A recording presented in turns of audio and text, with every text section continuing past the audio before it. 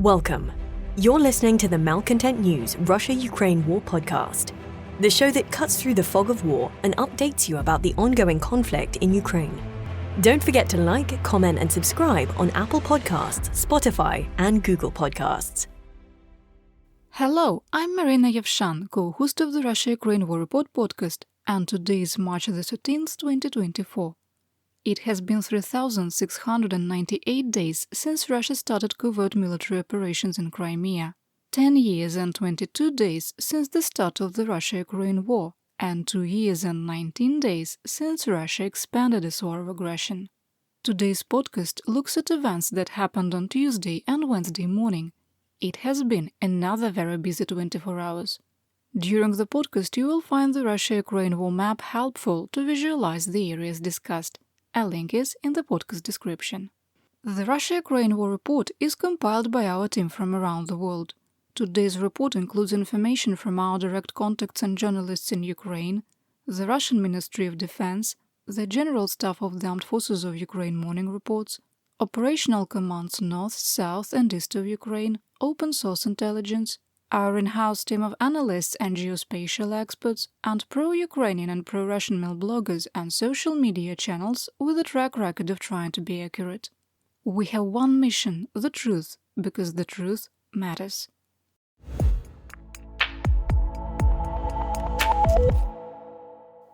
Here is the daily assessment. 1.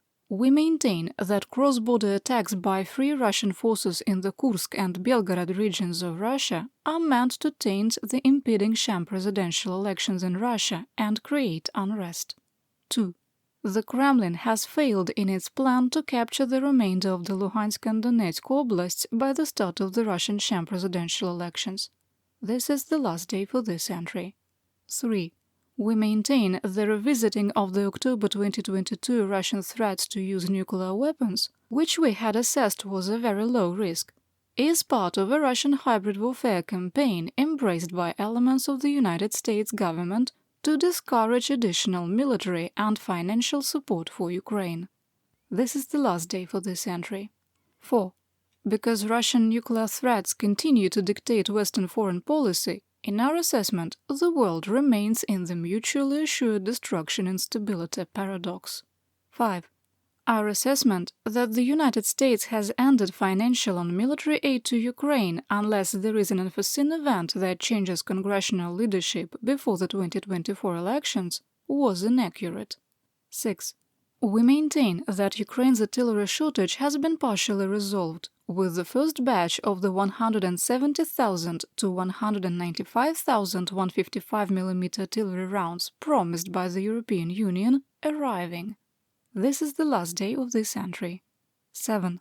While Russia holds the initiative throughout the theater of war, the ability to sustain intense combat operations in more than 3 areas of operation has culminated. 8.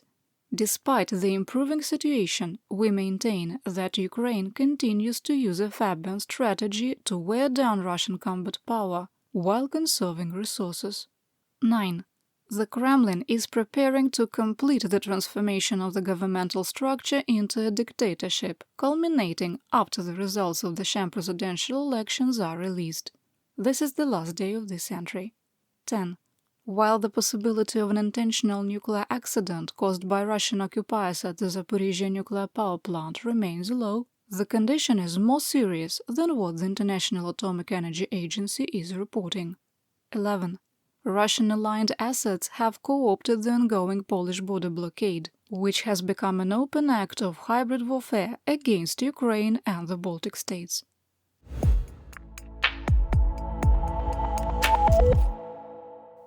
We begin today's war report in Kharkiv and Luhansk oblasts, beginning in the Kupiansk area of operation, also known as NAO.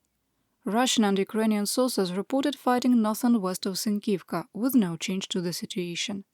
East of Kupiansk, Russian forces tried to advance toward Tabaevka, suffered losses and retreated. Near Kharkiv, 3 Russian S-300 anti-aircraft missiles used for a ground attack struck abandoned grain hangars. No casualties were reported. Construction crews are working 24 hours a day to build static defenses in Kharkiv Oblast, including bunkers, trenches and dragon teeth.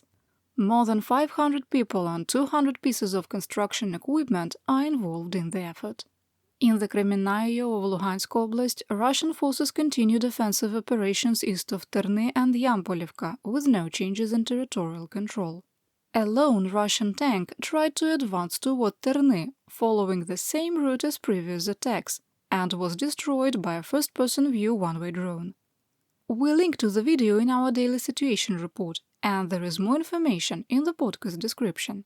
In the Lysychanskoye, Russian and Ukrainian sources reported there was mutual fighting near Belgorod. NASA Fire Information for Resource Management Systems indicated that fighting was northeast and southeast of the settlement, in areas previously assessed as under Russian control.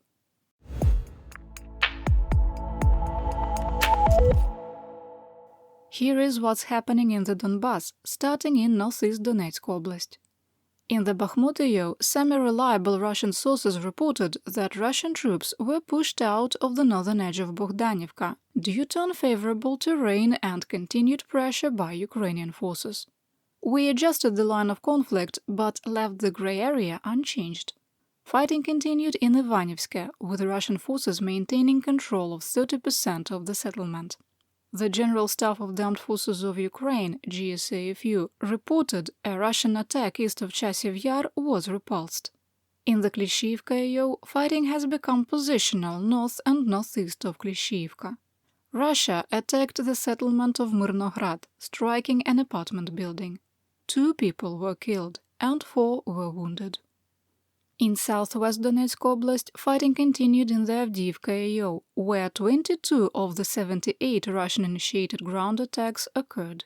Northwest of Avdiivka, the Russian Ministry of Defense Armored repeated its claim that fighting was ongoing near Novobakhmutivka. Further south, 2 Russian infantry fighting vehicles, also called IFVs, and an armored fighting vehicle, that's an AFV, were destroyed south of occupied Stepove.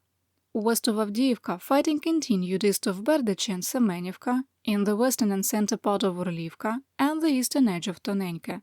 Fighting also continued in the eastern part of Pervomaiske and near the Ukrainian fire base at Nevelske. Russian reports that Nevelske had been captured are false.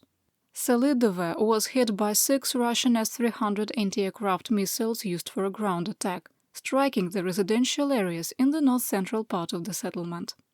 2 women were injured in the attack, which damaged 14 apartment buildings, city administration buildings, and power lines. 19 out of the 78 Russian-initiated ground attacks were in the Vuhledar area. Fighting continued south and east of Krasnogorivka and east of Georgievka, and Russian sources reported fighting also continued near Pobeda. Ukrainian forces made incremental gains in the center part of Novomykhailivka, regaining control of 10 to 20% of the settlement. Russia continues to control the eastern third. Armored claimed that Ukrainian forces were on the offensive south of Vuhledar, near Shevchenko. Finally, in the Staromlynivka area, Russian forces continued their attempts to advance towards Staromayorsk without success.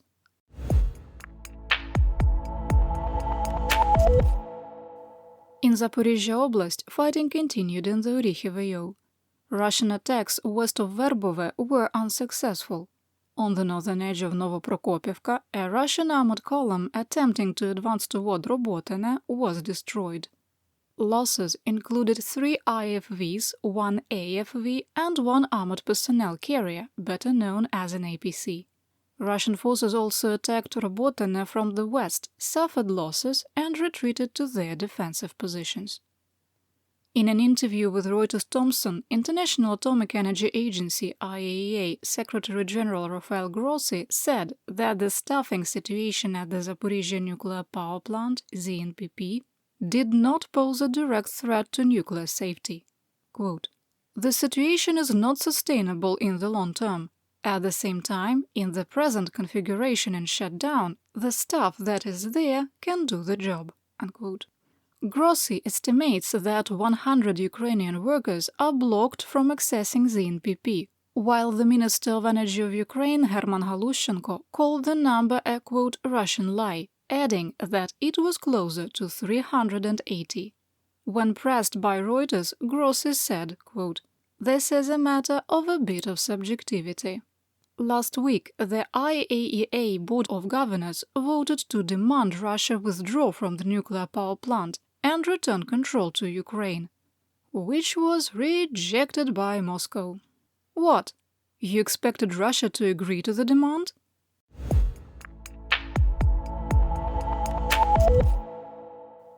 In the rest of Ukraine, Russia did what it always does after valid military targets are attacked: target Ukrainian civilians. In Dnipropetrovsk Oblast, a Russian Kh-59 air-to-ground guided missile struck a high-rise apartment building in Kryvyi Rih, destroying apartments and sparking a large fire. During search operations, video captured the moment a man realized his mother had been killed in the attack. Це моя мама. Ваша мама? Да. Вона йшла додому чи що? Да.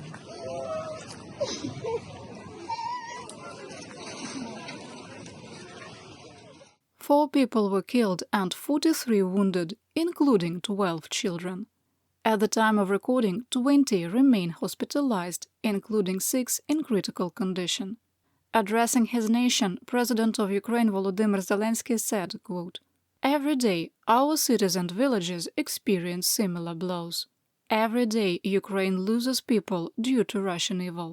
And there can be no pauses for a day, a week, or even months in support when it is necessary to simply protect lives, simply save people from terror. Everyone in the world who's with Ukraine at this time is a real defender of life and justice." Unquote. On March the 11th, in the settlement of Buimer in Sumy, 2 Russian Iskander-M missiles struck the school and the adjacent residential area because Russian drones spotted a group of civilian cars parked about a block away. Local officials did not comment on if there were any casualties. Overnight, a Shahed 136 one-way drone struck a 5-story apartment building in Sumy, causing severe damage. 15 apartments were destroyed and 15 more were damaged. 10 people have been recovered from the rubble, with 8 wounded.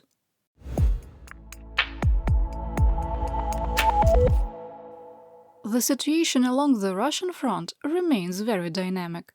In the Belgorod and Kursk regions, Free Russian forces continued their attacks. The main Directorate of Intelligence of the Ukrainian Ministry of Defense, GUR, reiterated that Ukraine was not directly involved in the fighting between Free Russian and pro-Putin Russian forces in the Belgorod and Kursk regions. Quote, "The Ukrainian military and special services do not coordinate the actions of Russian volunteers on the territory of the aggressor country of the Russian Federation. At the same time, volunteers use trophy weapons during such raids." Unquote. Quick sidebar. Trophy weapons are equipment that was captured by the Freedom of Russia Legion, the Russian Volunteer Corps, or the Siberian Battalion during earlier fighting. Armored's great victory claims of hundreds dead and 20 vehicles destroyed were so ridiculous that even Russians carefully mocked them on social media. Moscow was also positioning the unrest as attacks by Ukrainian forces, not anti-Putin partisans. In the Kursk region, Free Russian forces claimed they continued to occupy Tyotkina after pro-Putin forces retreated. Moscow denied it, releasing a video claiming that all was well in the settlement. We were able to geolocate the Ussadьба Garden Center, which appears at the 45-second mark in the video. Complicating our assessment, the bulk of the Russian state media video was recorded 600 meters from where a pro-Putin forces APC was destroyed, causing 2 houses to burn down.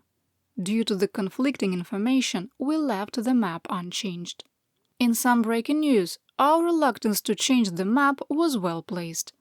Freedom of Russia Legion fighters Apostle and Domovoy released a video from Tyotkina reporting fighting was continuing. They ended the video declaring glory to Ukraine and freedom for Russia.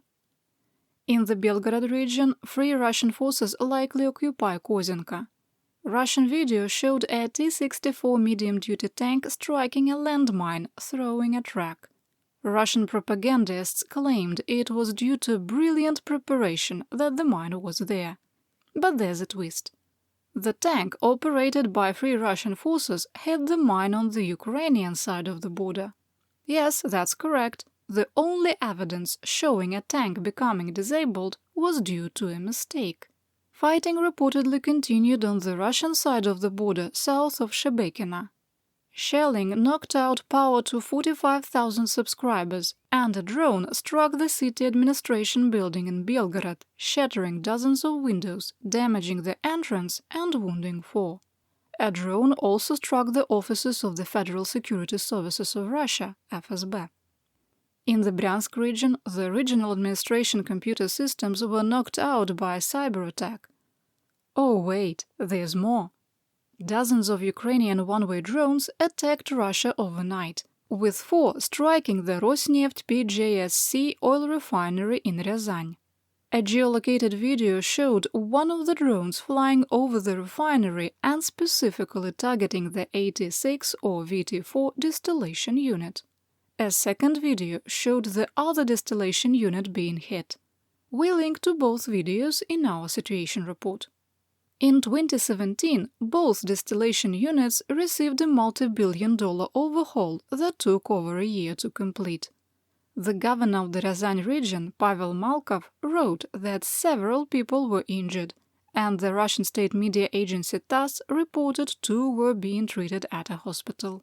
The refinery in Ryazan is the 3rd largest in Russia and is capable of processing 17.1 million metric tons of oil per year. At the St. Petersburg International Commodity and Raw Materials Exchange, the price of AI-92 and AI-95 gasoline rose by 1.4% after news of the attack. Moving to assessment. We had previously assessed that the armed forces of Ukraine knew exactly what they were doing by targeting the distillation units of refineries. Today's attack confirmed this, revealing that the drones have been programmed or guided to strike the critical infrastructure. Moscow was already forced to ban all gasoline exports for 6 months on March 1st due to the destruction of distillation units at 3 other refineries in January and February. And before the attacks, Russia was only exporting 15% of refined gasoline. Yesterday's strike on the Lukoil North Sea refinery will cut production by half when the plant eventually goes back online. The refinery was capable of producing 4.9 million metric tons of gasoline and 5.6 million metric tons of diesel a year. The unanswered question is if Ukraine can maintain the intensity of attacks. Every assault gives Russia another opportunity to counter the drone strikes and better protect its infrastructure. Russia already appears to be taking steps, with state media claiming that air defenses were being bolstered to protect 3 refineries in the Samara region. If Ukraine can continue a rapid series of deep strikes, the Russian fuel supply will be brought into crisis. Russia's war of aggression has made the state the biggest customer, and the spring planting season has started in some regions, adding more pressure on the supply of diesel and gasoline. With gasoline exports already suspended, the next step to stretch capacity is implementing conservation measures. You're listening to the Malcontent News Russia-Ukraine War podcast. Our team of journalists, researchers, and analysts is funded by readers, listeners, and viewers just like you. To support independent journalism, please consider becoming a patron. You can find us on patreon.com/malcontentnews.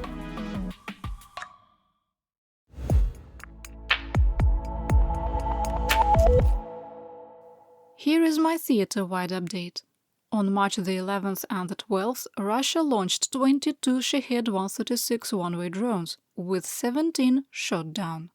The European Commission officially presented the Council of the European Union with proposals for the draft negotiation framework for Ukraine and Moldova. The draft negotiation frameworks outline the principles for negotiation, the content, and the process. The next steps will be outlined in the summer. The Commander-in-Chief of the Armed Forces of Ukraine, Colonel General Alexander Syrsky, and the Minister of Defense, Rustem Umerov, talked with the United States Secretary of Defense Lloyd Austin. Topics included preparations for the upcoming Defense of Ukraine Contact Group, the situation on the battlefield, and Ukraine's pressing needs. Normally, we don't report mundane meetings like this, but Russians had started a rumor that Syrsky had been killed in an airstrike. Ukraine has started the serial production of several robotic ground platforms. Over 50 designs were field-tested, including one-way strike drones, gun turrets, demining, logistics and supply, and medical evacuation. Arms manufacturer Ukrainian Armored Technology unveiled their 10-seat Novator infantry mobility vehicle. The IMV can be equipped with a remote-controlled 14.5mm machine gun turret. The vehicle is 30% cheaper than imports and has been armored to support border duty. During the assessment section of the podcast, I noted that the world is still stuck in the mutually assured destruction paradox. Mutually assured destruction, or MAD, is a nuclear weapons doctrine that was created in the 1960s. You won't use your nuclear weapons against me, because if you do, I'll use my nuclear arsenal against you, and we'll both be destroyed. And MAD worked perfectly for over 60 years. The US and USSR nuclear weapons programs were successful because they were never used. The mutually assured destruction instability paradox is when a nation decides, I can do whatever I want because I possess nuclear weapons. You won't do anything to stop me even though you have nuclear weapons, because if you do, I'll use my nuclear weapons to destroy you. Does that last part sound familiar? And that's the paradox. MAD prevented regional, continental and global war for over 60 years, but it relied on everyone with nuclear weapons to be rational. Because Russia continues to threaten to use nuclear weapons, and because Ukraine's allies continue to believe that appeasement will prevent escalation, here we are, smack dab in the middle of the mutually assured destruction instability paradox. The good news is that the path to go from "don't make me nuke you" to all of us building backyard bunkers is long. The bad news is that the paradox can reach a tipping point where the last 3 steps can happen in days or even hours. What step are we at? Step 2 or 3 out of 10. But that's a topic for David in another podcast. So yes, we're in a paradox, but we were around step 5 in October 2022. We didn't expect this bit of news. The US Department of Defense announced it was sending a $300 million military aid package to Ukraine. The 55th aid shipment includes Stinger anti-aircraft missiles, additional ammunition for HIMARS, 155mm artillery rounds, including DPICM, better known as cluster munitions, 105mm artillery rounds, AT-4 anti-tank guide missile systems, small arms ammunition, and demolition munitions for obstacle clearing. U.S. National Security Advisor Jake Sullivan said the new aid shipment was made possible due to, quote, unexpected cost savings from contracts that the Department of Defense entered into to replace weapons that had previously been sent to Ukraine, unquote.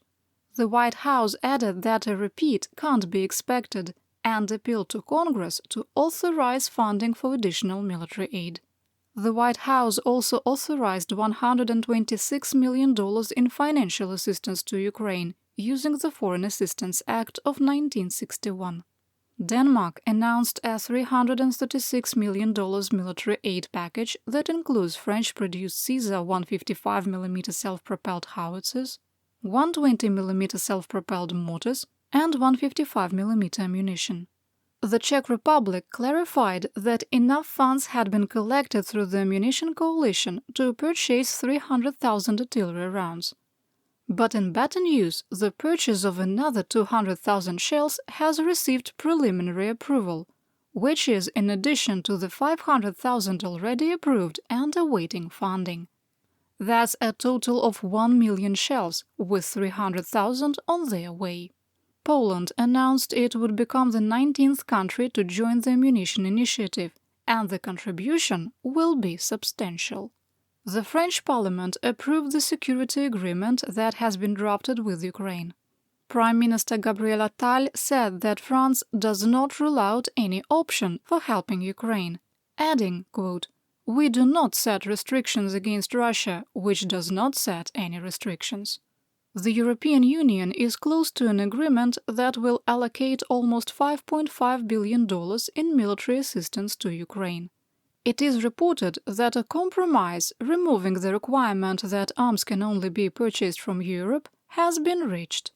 A vote on the package could happen as soon as today. After weeks of threats directed at Speaker of the House Mike Johnson, 2 congressmen filed competing discharge petitions to force a vote on military aid for Ukraine, Israel and Taiwan. In order to move the bill to the floor, one of the discharge petitions must receive 216 signatures in the next 30 days. If either petition gains enough signatures, Speaker Johnson could still delay the vote up to 30 days. There will be 4 vacancies in the House of Representatives by next week, so a majority is reached with 216 signatures instead of 218. Jim McGovern filed Discharge Petition 9, which would advance the bill passed by the Senate in February to the House floor. At the time of publication, it had received 169 signatures, all from Democrats. Discharge Petition 10 is led by Brian Fitzpatrick and is a bill he created that would provide only direct military aid. It also removes all the humanitarian aid that was in the Senate bill. At the time of publication, it had received 12 signatures, 7 from Republicans and 5 from Democrats. Fitzpatrick's bill has enough Republicans signed on to move forward, even if some far-left Democrats refuse to support the petition. And that's what we know. Your support of my home, Ukraine, helps us make history and protect the future for all. You've been listening to the Malcontent News Russia-Ukraine War podcast. To help keep us independent, please consider providing financial support by becoming a patron. Want on-demand news in your hand? Download the Google News app and make Malcontent News one of your favorites to receive breaking news updates. Thank you for listening.